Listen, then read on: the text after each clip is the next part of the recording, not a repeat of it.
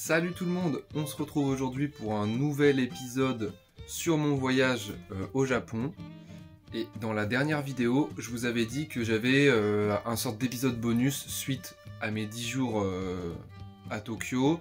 En fait, la personne qui m'accompagnait est venue 12 jours. On a passé 10 jours à Tokyo. Et il y a 2 journées qu'on a passé ailleurs, on a un peu voyagé. Donc je me suis dit que ça pouvait être super intéressant de vous raconter ce petit périple en fait, parce qu'il y a une ville, vous l'avez vu dans le titre de toute façon, c'est Kyoto, qui peut vraiment être... Enfin en fait mon expérience peut vraiment vous aider vous, c'est dans l'ADN de la chaîne quoi. Donc pourquoi pas vous raconter tout ça. Bon, on va pas aller tout de suite à Kyoto, là comme vous le savez on est à Tokyo, plus précisément à Funabashi, et on décide du coup de se diriger vers Kyoto. Mais on s'est dit c'est dommage d'y aller juste comme ça en fait, alors qu'on va traverser tellement d'endroits sympas, genre par exemple Nagoya. Bon, on va passer par Nagoya, mais on s'y arrête pas. Ce sera l'objet d'un prochain voyage, je pense mon prochain. J'irai vers Nagoya, je vous filmerai tout ça bien sûr. Je tease les prochains vlogs. Mais on décide de prendre un train, le Romance Car. Voilà, c'est un train spécifique pour ce trajet-là, en fait, qui nous amène jusqu'à Odawara. Donc vraiment, là vous voyez, je vous montre la carte, au lieu de vous faire un schéma. Il y a Tokyo, le mont Fuji, vous voyez, je l'entoure. Juste un peu au sud, Odawara. Une gare où il y a carrément le Shinkansen, en fait, qui passe.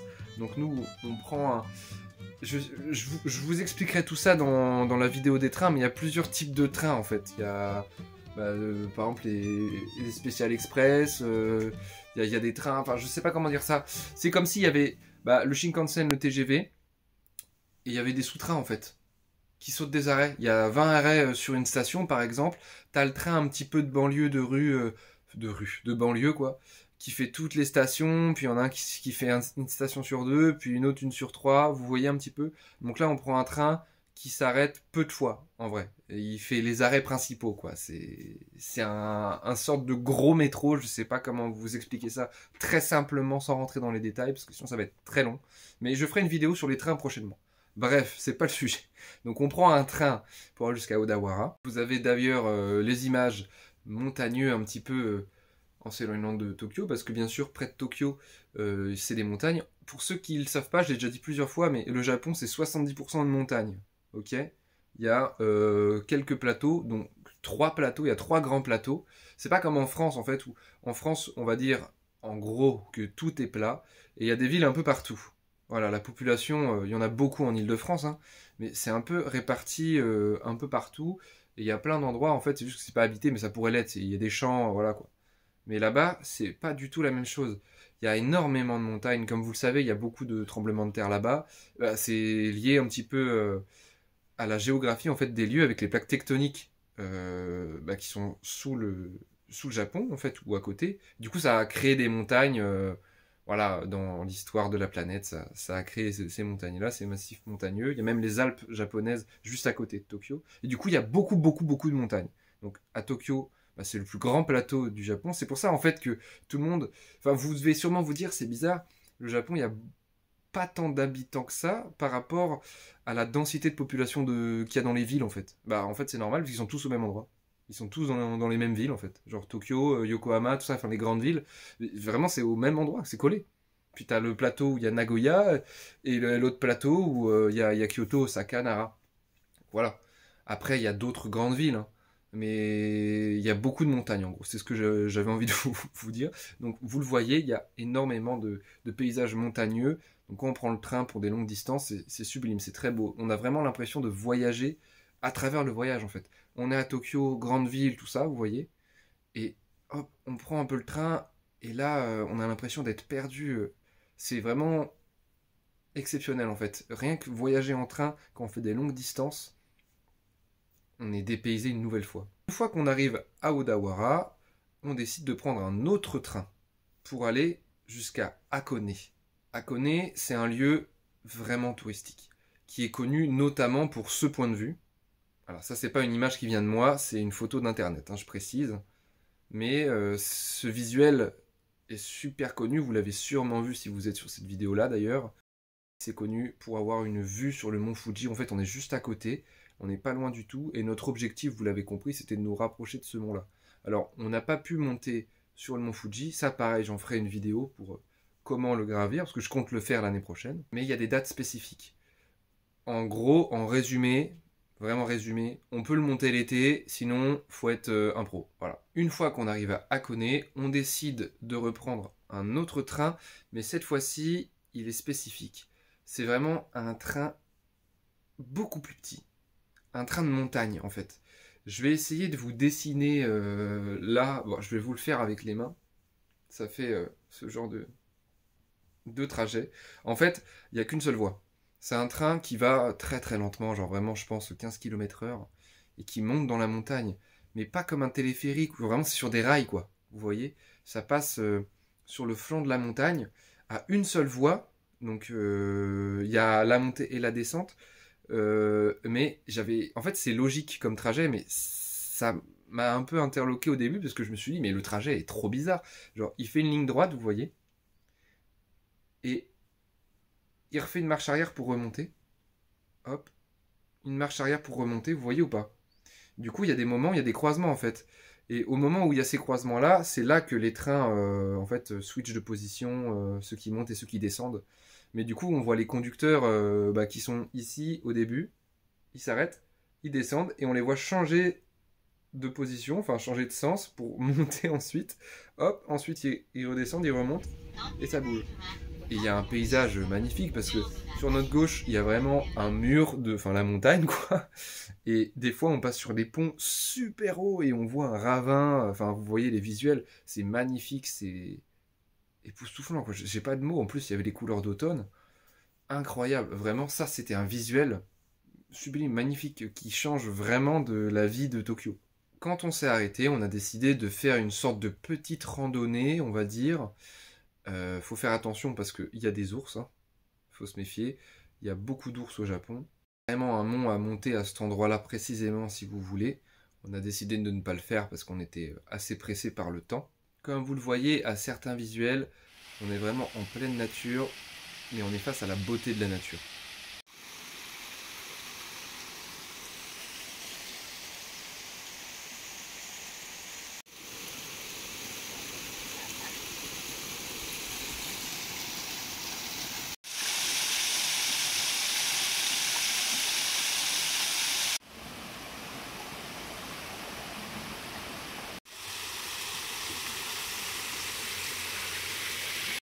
Ensuite, vers le lac Ashi.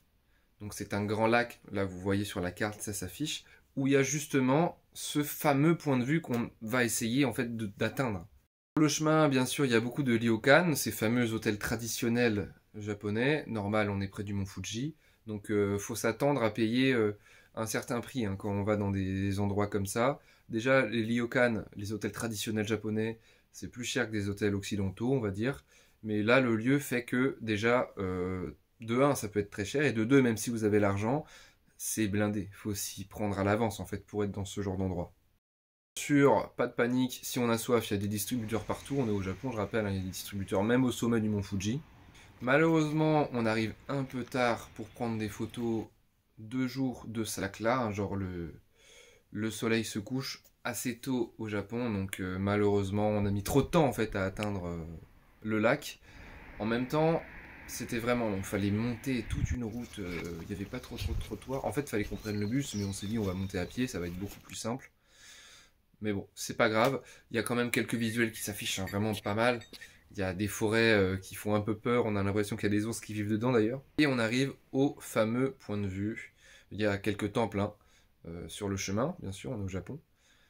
Mais regardez la file d'attente qu'il y a, même de nuit, c'est une folie furieuse. C'est pas la peine, on va pas attendre 1h30 pour une photo en vrai.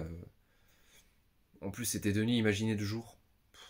On a pu quand même à quelques mètres prendre des photos du lac de nuit. On voit rien, on voit rien. Regardez, on voit rien du tout.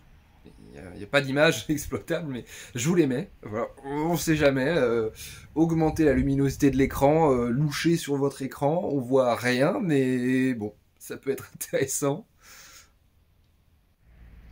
Et ensuite, pour rentrer, on prend un bus pour rentrer directement à la station d'Odawara, là où il y a le Shinkansen pour nous emmener plus loin plus tard. Mais on prend le dernier bus. Et waouh, j'espère vraiment retrouver la photo. Et ça fiche si j'ai retrouvé. Je souhaite de tout cœur retrouver cette photo. J'ai jamais pris un bus avec autant d'arrêts de ma vie. Le nombre d'arrêts s'affiche, voilà, j'ai plus en tête, mais c'est énormissime. Je sais plus combien, plus de 40 arrêts, un truc comme ça. Mais il y avait vraiment, on était au début. Vous voyez tout ce qu'il y a, et ben on a fait tout ça. Hop, jusqu'au dernier. On a fait toutes les stations, tous les arrêts. Je sais même plus combien de temps on a mis.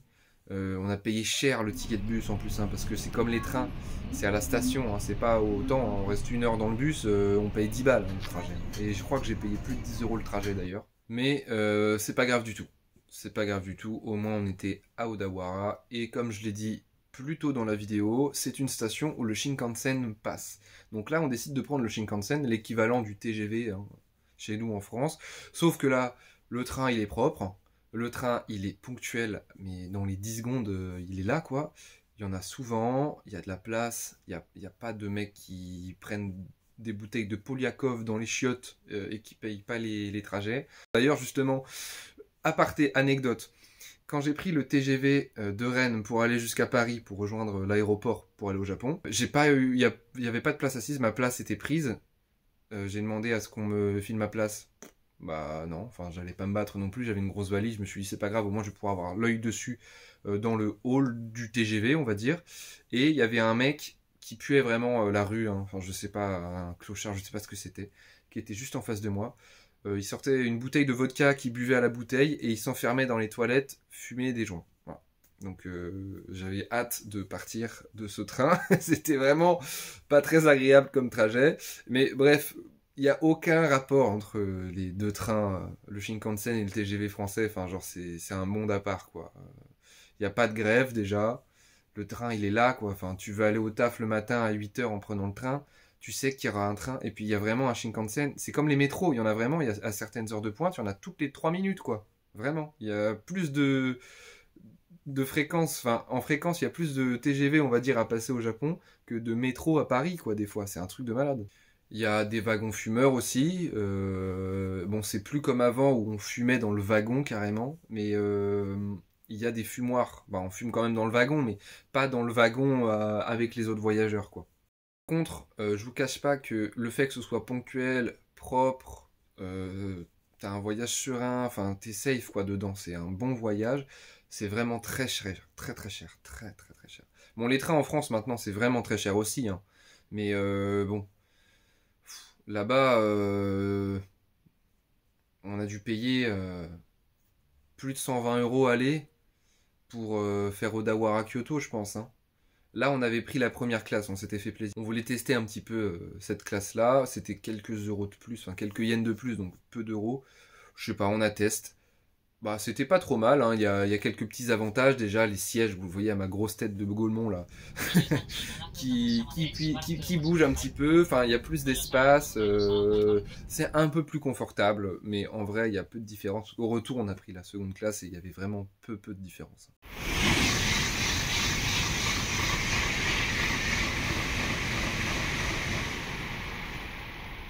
Donc je parlais de Nagoya tout à l'heure, bah, sur le chemin, regardez, on passe par Nagoya. Alors je vous montre une carte là, et voilà le trajet de Shinkansen qu'on fait. Voilà, il passe par Nagoya. Et sachez que c'est très rapide, très rapide. Il y a vraiment premier degré des gens qui vivent à Kyoto ou Tokyo, enfin inversement, qui travaillent dans l'autre ville. Il y a des gens, des Tokyoïdes, des gens de Tokyo, qui travaillent à Kyoto et inversement. Parce que tu mets un peu plus de 2 heures pour faire ce trajet là, que je raffiche. Ce trajet là, on met 2 heures. Donc il y a vraiment des gens qui habitent à l'opposé et qui travaillent dans l'autre ville. Enfin, là, on passe à la deuxième partie de la vidéo. On arrive à Kyoto. Alors tout ce que j'ai dit là depuis le début, hein, c'est le même jour. Tout ce qu'on a fait là, c'était le même jour. Là, on arrive par contre assez tard, en pleine nuit. En fait, on arrive, il était plus d'1 h du matin, je crois, à Kyoto. Enfin, il était vraiment très très tard.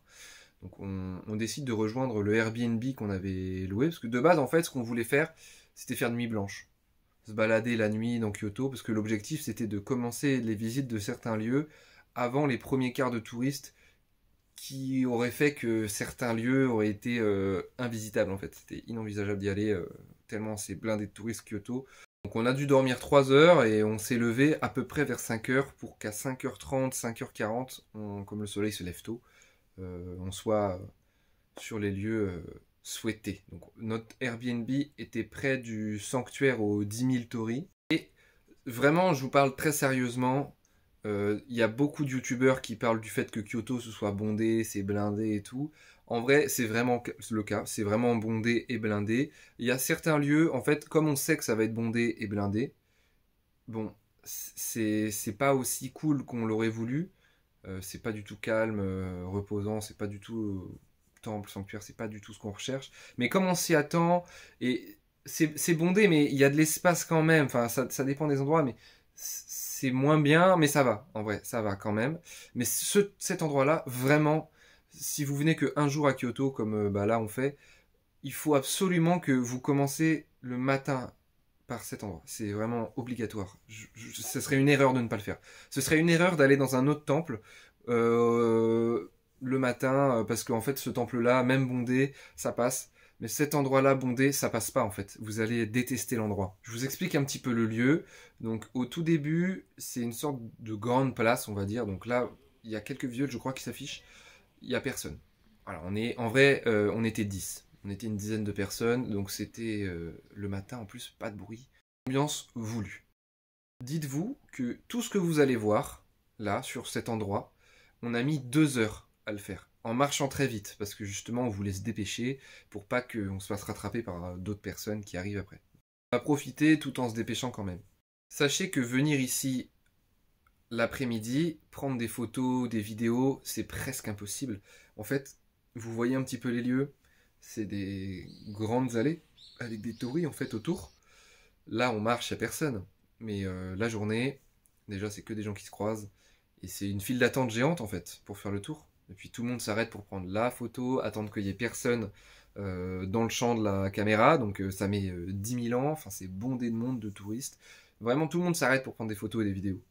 Et il y a vraiment beaucoup de monde. C'est la file d'attente quoi. Il y a un brouhaha pas possible comme c'est blindé. Enfin, c'est pas possible en fait. Le lieu n'est pas possible. Je pense que si vous y allez à 14 heures, vous rentrez même pas en fait sur le chemin. Parce que c'est vraiment long. On a mis 2 heures à tout faire. Vraiment. Donc si jamais on y va à 14 heures, on met 4 heures, je pense. Même plus la journée en fait. C'est vraiment un lieu où bah, il y a des gens qui viennent se recueillir. Enfin, un cimetière quoi. Ouais, il y a un cimetière. Donc le fait qu'il y ait un brouhaha pas possible, plein de gens, je sais pas, qu'on entend des gosses pleurer, ça détruit toute l'atmosphère, toute l'ambiance du lieu. Ça s'enfonce dans la forêt, dans une sorte de mont, bah dans un mont carrément. C'est magique comme lieu. C'est féerique en fait. Mais avec du monde, ça casse toute l'ambiance. Le lieu, je suis sûr qu'il y en a plein, vraiment, qui se sont dit « Ah, c'est horrible, c'est nul, je comprends pas. » Alors que quand tu vas le matin, ça change tout. Si vous restez une semaine à Kyoto, les endroits les plus bondés, faites-les à chaque fois le matin, en fait, en premier. En fait, le plus gros problème de Kyoto, c'est que quand tu tapes sur internet, par exemple, Kyoto, trucs à visiter, tu vas avoir, comme d'hab, les 7 trucs à visiter, plein de guides de voyage, de touristes et tout. C'est les 7 mêmes à chaque fois, et tout le monde se jette sur ces 7 mêmes-là. Personne fait vraiment de grosses recherches. En vrai, c'est les 7 meilleurs lieux, oui, mais par exemple, les 7 d'après sont presque aussi beaux. C'est presque aussi beau, quoi. Voilà. Donc, en vrai, si vous restez une semaine là-bas, les 7 trucs là de la liste, faites-les chaque matin et ensuite, votre journée sera beaucoup mieux parce que le monde, des fois, peut fatiguer l'esprit, peut énerver. Déjà qu'on fait payer beaucoup de lieux. Bon, heureusement que c'est payant parce que imaginez que c'est gratuit, il y a encore plus de monde.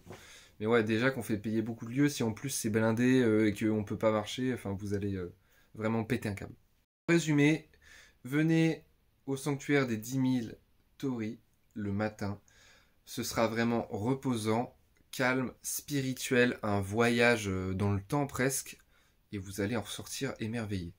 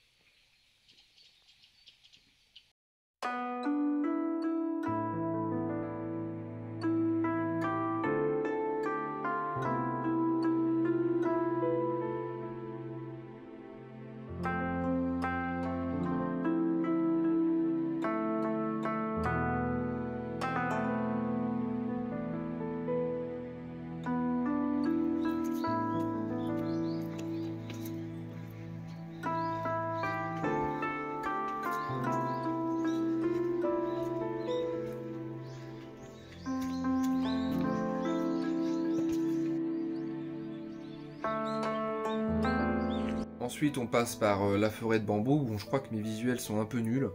Mais pareil, la forêt de bambou, c'est blindé en fait. Et là, regardez, il n'y a personne. Je vais pas le répéter 500 fois, je crois que vous l'avez compris, mais Kyoto, c'est blindé. Mais il faut vraiment... Enfin, je l'ai répété parce que faut vraiment que vous le compreniez, quoi. Si jamais vous venez à Kyoto pour voir du traditionnel, des trucs calmes, reposants, faire un voyage spirituel, tu prends du temps pour toi, enfin, vous le voyez en mode tranquillité, sérénité, c'est faux. Vous n'allez pas avoir ça. Vous allez avoir des beaux lieux, oui, des très beaux lieux, mais c'est pas du tout ce à quoi vous pensez, je pense, vraiment. C'est très différent, en fait. Donc, faut vous y préparer.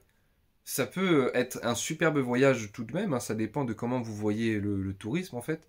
Si jamais pour vous le monde ça vous gêne pas parce que vous vous dites de toute façon c'est très beau donc c'est normal qu'il y a du monde, enfin voilà, si c'est pas grave, mais si vous venez chercher vraiment l'aspect des temples, des sanctuaires, Kyoto c'est, je vous le dis, une très très mauvaise idée, hein. Vraiment c'est pas dingue parce que même si... en fait ce qui est chiant c'est que même en y allant le matin, c'est un beau conseil tu vois d'y aller le matin, mais à un moment donné bah, il sera 8 heures ou 9 heures et tu vas pas rien faire de ta journée quoi, tu vois. Il y a bien des endroits autour. Il y a par exemple Tev ici Japon qui a dit d'aller à Ozu, une ville à côté. On y allait nous d'ailleurs, on a fait l'expérience. Mais le truc c'est que des fois on a juste envie de voir Kyoto, on n'a pas envie de voir les alentours. Il y a quand même certains temples de Kyoto qui sont vraiment sublimes. On a envie d'y aller, mais voilà, il est 9 heures. Donc faut se quand même en se levant très tôt, faut se mettre dans la tête qu'au bout d'un moment il y aura quand même du monde. Il y aura quand même du monde. Vous pouvez pas y échapper. Et puis tout est cher aussi. Vraiment, tout est cher. Il y a beaucoup de restaurants autour, des lieux bah, prisés par les touristes, mais c'est hors de prix. Déjà, c'est hors de prix, mais surtout, c'est blindé. Donc même si c'est cher, en fait, on peut pas y aller. Même si tu te dis, bon, je me fais plaisir, j'ai budget illimité, bah en fait, tu pourras peut-être pas y aller, hein. Bref, l'objectif de la vidéo, c'est pas de parler du surtourisme, mais il fallait quand même que j'en parle un petit temps parce que ça fait partie en fait du voyage, ça fait vraiment partie de votre aventure. Si vous allez là-bas, le surtourisme, vous pouvez pas faire abstraction, c'est impossible. Même si tu te dis j'y suis préparé, vous vous rendez pas compte. Sur les images, j'essaie là de vous montrer un maximum d'endroits où il y a du monde, mais regardez là, ce temple-là, c'est le Kiyomizu-dera. C'est un endroit où on a la plus belle vue de Kyoto. C'est vrai. C'est vrai. Mais regardez, toutes ces structures en bois là, est-ce que c'est fait pour recevoir autant de poids, autant de personnes? C'est énorme. Le lieu, dans quelques années, en vrai, surtout que les gens vraiment jettent leurs trucs par terre, il sera dénaturé. Il n'y a pas assez de staff. L'organisation, en fait, c'est impossible. Tu peux pas mettre 1 million de personnes à gérer cet endroit non plus. Enfin, le staff est limité. C'est plus du tout devenu des lieux de recueillement, des lieux de culte en fait. C'est vraiment du tourisme. Ces temples-là, tu peux plus te recueillir en fait. Donc l'objectif n'est sûrement pas de se recueillir aujourd'hui dans ces endroits-là, parce que c'est vraiment des lieux qui font partie, par exemple, pour ce dernier-là, du patrimoine mondial de l'UNESCO. Mais c'est quand même dommage de voir ce lieu blindé comme ça, quoi. Et comme je vous disais, regardez ces images-là. En fait, quand on se met près des barrières, on attend un peu son tour, qu'on met son téléphone un petit peu devant, son appareil photo devant, on peut réussir à prendre de très beaux visuels de l'endroit, en fait, parce que c'est un endroit où il n'y aura pas de monde en face de soi. Mais derrière, il y aura beaucoup de monde. Si on veut juste prendre de belles photos, juste de belles photos, et on s'en fout du monde, allez à Kyoto, il n'y a pas de souci, il n'y a pas de problème. Mais si vous y allez vraiment dans l'espoir de pouvoir contempler et prendre le temps d'être en paix, non. Bref, je crois que j'ai beaucoup trop parlé. On reprend notre petit périple, donc ensuite on décide de tout simplement juste se balader en fait, dans la ville. Juste on fait une balade quoi, sans lieu précis. En fait il y a beaucoup de temples, le nombre de temples et de sanctuaires s'affiche ici, dans la ville. Donc dites-vous qu'il y en a énormément. Donc juste une promenade, une balade, hein. Promenez-vous 2-3 heures, vous croiserez une trentaine de temples en fait et de sanctuaires. Ça peut être un tourisme différent, plutôt que... Moi vraiment, honnêtement, je vous conseille, au lieu de choisir plein d'endroits à visiter, allez-y à l'aveugle. Dites-vous Kyoto c'est beau par exemple, partez de ce principe-là. Vous rentrez dans la ville et vous vous laissez porter. Voilà. Vous suivez votre instinct, vous allez à gauche, à droite, et vous vous arrêtez dans les temples qui vous intéressent, dans tous les endroits. Tout est beau, c'est comme si j'étais un musée, la ville était un musée en fait. Au lieu de cibler certains endroits, À la limite, comme je vous l'ai dit, faites ça le matin, mais dès qu'il y a du monde, et bah, baladez-vous. Et vous verrez qu'il y a certaines rues, il y a vraiment personne. Tout le monde est au même endroit. Genre, le surtourisme, c'est que dans certaines rues et certains lieux, rassurez-vous quand même. C'est pas partout dans la ville. C'est que les endroits vraiment prisés. Et comme je vous l'ai dit, c'est sûrement les 7 endroits que vous venez de voir là sur Google. Comme par exemple Kinkakuji. Je comprends. Le pavillon d'or, son surnom, voilà, enfin, il porte bien son nom, est vraiment très beau. Vraiment très très beau, c'est sublime. Il faut le voir. Il faut le voir. Allez-y. Mais voilà, ce sera blindé. Il existe aussi le pavillon d'argent pour ceux qui veulent, ceux qui ont plus de temps, mais c'est à l'opposé, je crois, total, donc nous, on n'a pas eu le temps. Ce temple-là aussi est au patrimoine mondial de l'UNESCO depuis 1393, donc c'est que des lieux très très vieux. Hein. Le temple avec la vue sur Kyoto, lui aussi est très très vieux, il date de 1200 ans. Hein. Bref, une fois avoir vu tout ça, on décide, comme je vous l'ai dit, de se casser de là en fait. Il y a vraiment un surplus de... Il y a trop de monde. Même les transports en commun sont blindés du coup, dites-vous, c'est n'importe quoi. Les bus ou les trains pour se rendre dans certains lieux, c'est bondé de monde.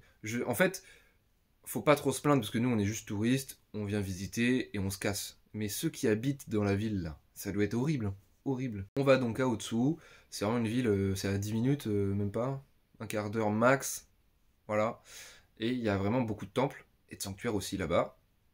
Donc on y fait un petit tour et en effet il n'y a personne. Il n'y a personne, on est seul.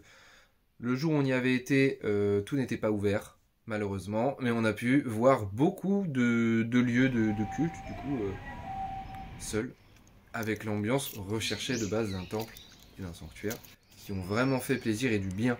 Après avoir vu autant de monde et d'êtres humains en quelques heures, se retrouver seul, ça fait du bien. Et je suis content parce que j'ai vraiment pu voir la Triforce.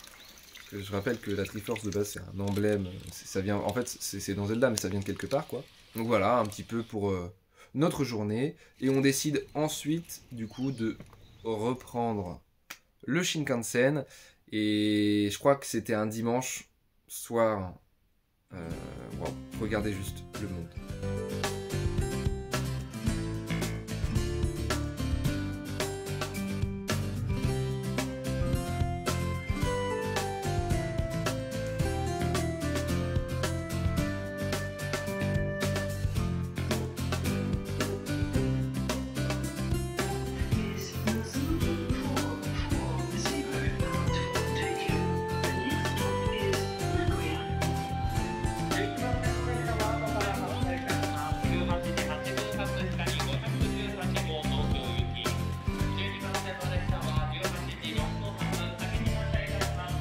Bref, j'espère sérieusement que cette vidéo vous a été utile.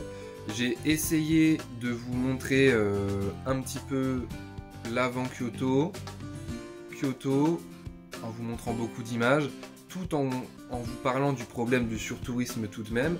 Le surtourisme, en fait, c'est chiant pour les habitants et pour les touristes eux-mêmes. Donc, faut avoir conscience de ce problème-là quand on y va. En fait, faut faire du tourisme intelligemment, quoi.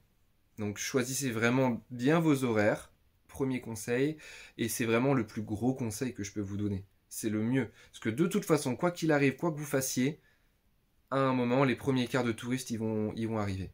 Voilà. Autre conseil que je peux vous donner aussi, mais ça dépend des budgets, c'est de loger sur place dans le centre. Ça, c'est le mieux à faire. Si jamais vous faites ça, vous allez peut-être payer assez cher, et il faut s'y prendre à l'avance aussi, je pense. Mais à partir d'une certaine heure, genre 18-20 heures, les touristes sont partis, en fait, sont rentrés. Et vous avez la ville pour vous presque. Il y a des lieux qui sont fermés tout de même, mais les rues bondées que vous avez vues à 16 heures, là, elles seront vides et calmes, sereines. Et vous verrez des vrais habitants se promener. Ça sera une toute autre ambiance. Donc je vous conseille, si vous avez le budget, de louer un Airbnb là-bas. C'est le mieux. Le mieux, c'est même de louer un ryokan, justement, un hôtel enfin, avec des chambres traditionnelles, ou même une maison traditionnelle si vous avez le budget nécessaire. Mais rappelez-vous que le Japon, c'est pas comme il y a 15 ans. Je pense qu'il y en a qui vont se reconnaître. Ça, je l'ai déjà dit, mais genre, moi, le Japon, quand j'étais petit, primaire ou collège, tout le monde trouvait ça chelou. C'est quoi ces dessins animés? Enfin voilà, j'étais un peu un mec bizarre à vouloir aller là-bas. Mais aujourd'hui, c'est plus du tout le cas. Le Japon, c'est méga hype. Quand en 2012, on te disait ouais, t'es un gamin à regarder tes mangas de mort, là, tes mangas, tes dessins animés chinois, là, c'est plus du tout le cas non plus.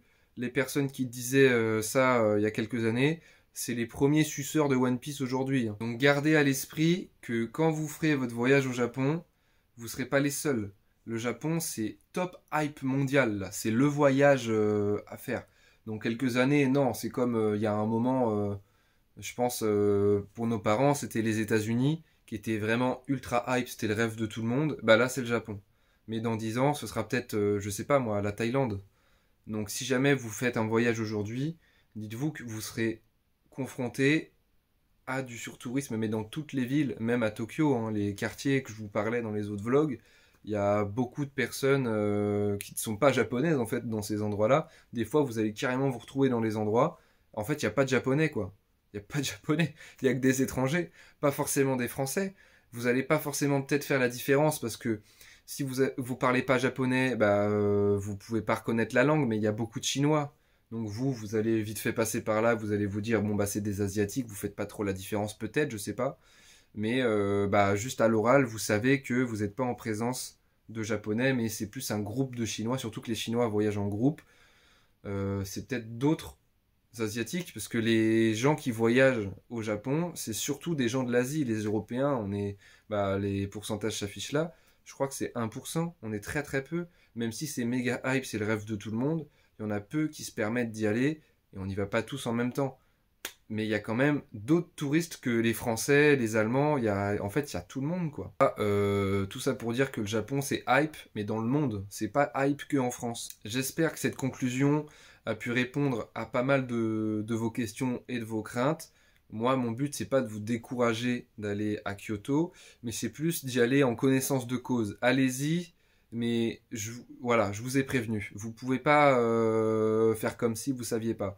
Si jamais vous avez peu de temps dans ce voyage que vous comptez faire et que vous réfléchissez à aller à Kyoto plutôt qu'à, je sais pas, Nagoya par exemple, ou Hokkaido ou Okinawa, et ben, je vous conseille de pas aller à Kyoto, honnêtement. N'y allez pas. Il y a de grandes chances que vous soyez déçus. Ça va peut-être vous plaire, mais posez-vous les bonnes questions. Qu'est-ce que vous voulez faire en fait comme type de vacances ou type de voyage? Vous voulez voir des lieux un peu insolites, du dépaysement, un lieu où bah, vous êtes en vacances, ça vous dépayse, ou un lieu bondé, chargé de touristes qui vous fait mal à la tête, ça dépend. Si vous voulez juste prendre votre photo, allez-y, mais si c'est pas ça que vous voulez, un conseil, n'y allez pas. Bref, bisous les gars, j'espère vous avoir aiguillé, et puis bah, à la prochaine pour mes petites capsules de quelques minutes sur les trains par exemple, ou sur les supermarchés au Japon. Bisous les cocos!